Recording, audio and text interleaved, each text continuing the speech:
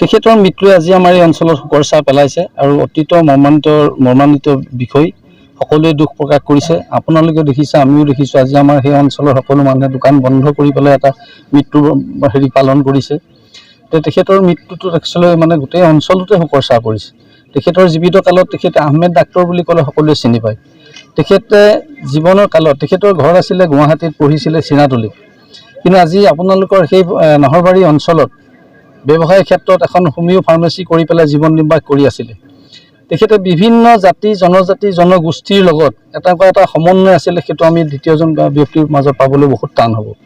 গতিকে আমি ভগৱানৰ ওচৰত প্ৰাৰ্থনা জনাইছোঁ তেখেতেও যাতে আত্মাই শান্তি পায়, তেখেতে যাতে মানে সকলোখিনিৰ পৰা ৰেহাই পায়, আমাৰ জান্নাতুল ফিৰদৌছ নচিব হওক। তাৰ কাৰণে আমি সকলো জামাতে আজি একগোট হৈ জানাজা নামাজ সম্পূৰ্ণ কৰি পেলাই জানাজাৰ কাম সম্পূৰ্ণ হ'ব আৰু আমি সকলোৱে একগোট হৈ পেলাই তেখেতৰ কাৰণে দোৱা।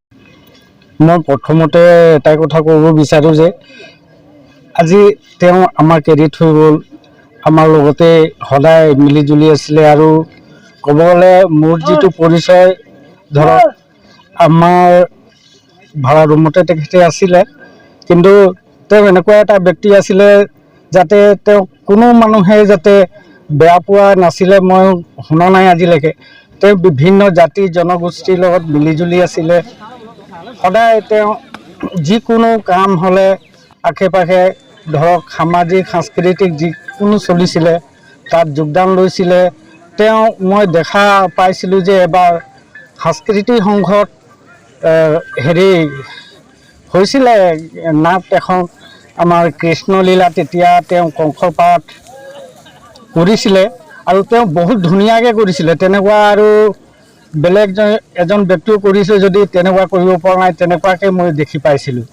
গতিকে তেওঁৰ বিষয়ে মানে আজি ক'বলৈ এনেকুৱা দুখ লগা হ'ল যে আমাক এৰি থৈ গ'ল। আমাৰ সেই ক্ষতিপূৰণটো আমি কেতিয়াও পূৰণ কৰিব নোৱাৰোঁ। তেওঁ এনেকুৱা এটা সামাজিক ব্যক্তি আছিল। মানে আপুনি সু অভিভাৱক আছিলে।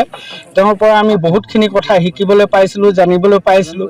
মই বহুত দেৰি বহি তেওঁৰ ওচৰত কিছুমান আলাপ আলোচনা কৰি বহুতখিনি জ্ঞানো অৰ্জন কৰিছিলোঁ।